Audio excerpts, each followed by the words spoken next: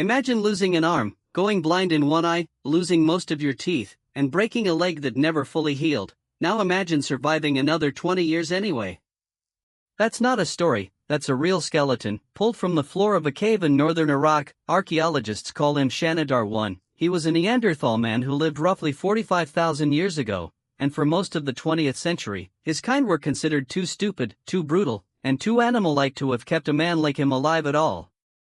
You've probably pictured a Neanderthal before, hunched over, dragging a club, grunting instead of speaking. That image didn't come from nowhere, it came from a single skeleton, one mistake, and nearly 100 years of people repeating it. Let's go back to where it started. In 1908, in a small cave near La Chapelle-aux-Saints in France, diggers found an old Neanderthal man buried in the dirt. A French paleontologist named Marcelin Boule got to study the bones. In 1911, he published his conclusions. He described a stooped, ape-like creature, bent knees, a slouched spine, a head thrust forward like a beast that couldn't stand fully upright. That description became the template. Museum displays used it, illustrators used it, textbooks used it for generations. It shaped what an entire species looked like in the public imagination, long before most people ever questioned it. This was also the early 1900s, a period when European science was tangled up with ideas about racial and evolutionary hierarchy. A stooped, brutish missing link fit the story many scientists already wanted to tell about human progress. The bones didn't just get misread by accident, they got misread in a direction that was convenient. There was just one problem. Boule was wrong. The old man of La Chapelle, as he came to be called, wasn't hunched because Neanderthals walked that way. He was hunched because he had severe arthritis. His spine was degraded by disease, not by biology. Decades later, researchers re-examined the same bones with modern tools. What they found was a skeleton riddled with joint damage consistent with an elderly individual in serious, chronic pain. Boule had taken one sick old man and turned him into the face of an entire species. Here's the detail that should stop you. This man had almost no teeth left. In a world with no soft food, no dentists, and no mercy for the weak, how does a toothless old man eat enough to survive? He doesn't, not alone. Someone was preparing his food for him, softening it, chewing it down. Maybe, before he ever got to eat, someone was keeping him fed, sheltered, and alive, long after his body stopped being useful for hunting or gathering. That's not the behavior of a brute, that's the behavior of a community. Which brings you back to Shanidar I. Shanidar Cave was excavated starting in the 1950s by an American archaeologist named Ralph Seletsky. Over several field seasons, his team uncovered the remains of at least 10 Neanderthals. One of them, the skeleton labeled Shanidar I, told a story almost identical to the old man of La Chapelle, but even more extreme.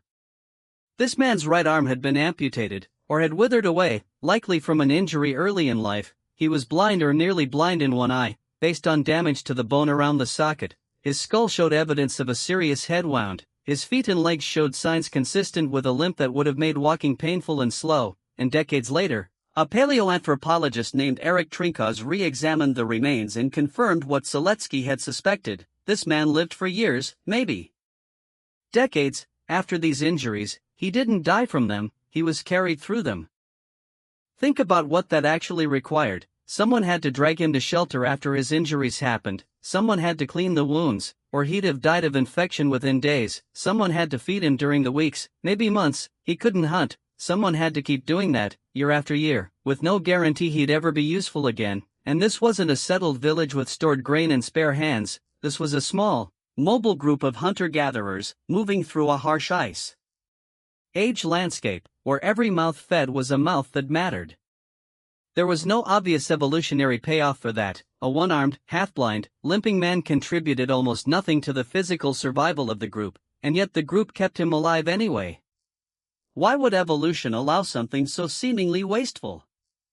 Because survival was never only physical. Anthropologists studying living hunter-gatherer societies have found something that keeps showing up, again and again, across small human groups. Foundational fieldwork by Richard Lee in the 1960s, studying the Jew/Hoansi people of the Kalahari, documented just how much food sharing shaped daily survival. More recent research by anthropologist Polly Wiesner, working with the same region, found that this sharing wasn't only about calories, it was social. Insurance, a safety net built out of relationships, so that when your luck ran out, someone else's food kept you alive. Cooperation wasn't an optional extra layered on top of survival. For small human groups, it was the actual survival strategy. So picture the scene inside that cave in Iraq, 45,000 years ago. Firelight against stone walls, smoke curling toward a low ceiling, a man who can't hunt anymore, sitting near the flames, his one good hand working a stone tool, slow and deliberate. Maybe he's teaching a child how to do it, maybe he's just talking, telling a story he's told 100 times before. Around him, people who have every biological incentive to abandon him, choosing, night after night, not to. That's the twist buried in these bones. The species we were taught to picture as savage, disposable, and dumb was quietly practicing something closer to compassion, not because they were secretly noble, in some storybook sense, because caring for the vulnerable was, and still is, a deeply effective human survival tool. Groups that protected their old, their sick, and their injured held onto something more valuable than muscle. They held onto memory, experience, and skill that took decades to build and couldn't be replaced overnight. And here's where it gets uncomfortable. We didn't just get the posture wrong, we got the whole personality wrong. For 100 years, Neanderthal became an insult, a synonym for stupid, thrown around without a second thought, all built on the misread bones of one arthritic old man, while skeletons like Shanidar once sat waiting, quite literally, to prove the opposite. Modern research keeps stacking evidence in the same direction. Neanderthals buried their dead deliberately in shaped pits, not just abandoned where they fell. Some graves, including at Shanidar, contain traces that some researchers have argued could be flowers or symbolic objects, though that specific interpretation is still debated among archaeologists. They controlled fire reliably. They made tools shaped with real skill and real planning, and genetic studies, comparing ancient DNA to people alive today, show that many humans carry Neanderthal DNA in their genome right now. That means for a stretch of prehistory, humans and Neanderthals didn't just coexist in the same landscapes, they had children together. You don't interbreed with a species you consider mindless animals.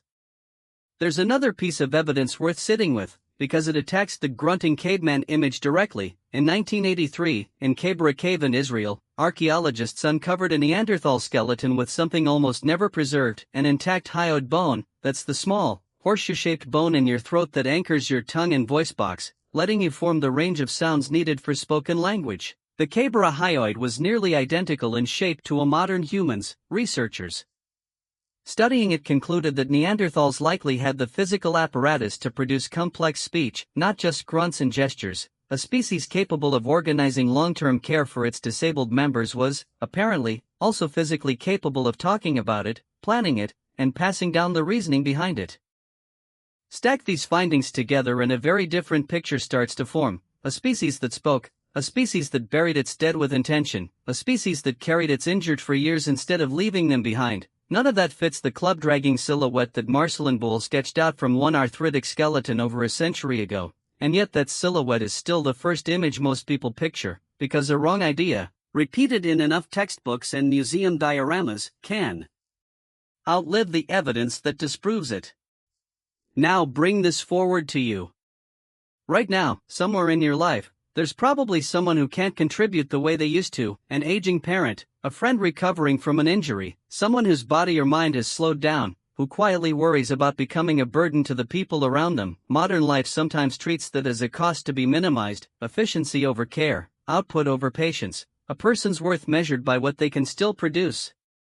But the oldest hard evidence we have of human behavior argues the opposite. Even 45,000 years ago, with none of your comforts, none of your medicine, and none of your safety nets, a small group of people looked at a broken, blind, one-armed man, and decided, deliberately, that he was still worth keeping. Think about the math of that decision. Stripped of any sentiment, every extra person a small group has to feed is a real cost, measured in calories that took real risk to gather. A one-armed man can't hunt, a half-blind man can't track, a man with a permanent limp slows down the whole group when it's time to move camp. By any purely physical calculation, Shanidar 1 should have been a liability the group couldn't afford. They kept him anyway, for years, which tells you the calculation itself was never purely physical. Somewhere in that decision was knowledge only he carried, a story only he could tell, a bond that mattered more than the math. That instinct wasn't a flaw in the system, it was the system. It's the same instinct behind why you check in on someone who's struggling, why you save a seat for a friend who's slower than everyone else, why entire societies build hospitals instead of leaving the sick to fend for themselves. It's older than agriculture, older than cities, older, it turns out, than our own species.